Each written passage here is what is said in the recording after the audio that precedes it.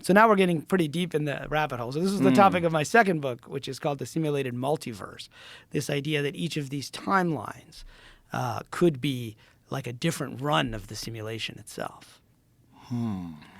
So that gets a little weird at that point, right? Because now we're saying that time isn't the same thing, right, that we think it is. So with the simulation hypothesis, we're saying that space doesn't really exist.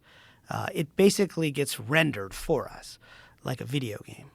And then with this second idea, we're saying that time doesn't really exist because what you remember could have been either implanted memories or it could be a specific run of the simulation, right? So if you run it again, maybe things are slightly different the second time you run it.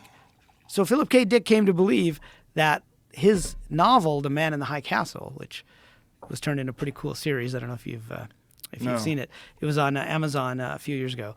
But in that, in the novel and in the series, Germany and Japan won World War II. And so you see in America that's been divided. Like the East Coast is run by the Germans, the West Coast is run by the Japanese, and you see this kind of fascist type world.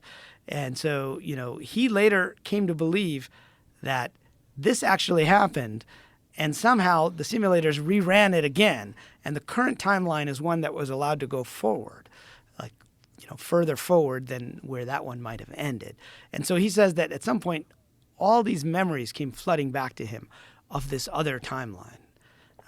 He called it, he used this Greek word, it's called an anamnesis, which means a loss of forgetfulness, right? So he said, we might be able to remember these other runs of the simulation.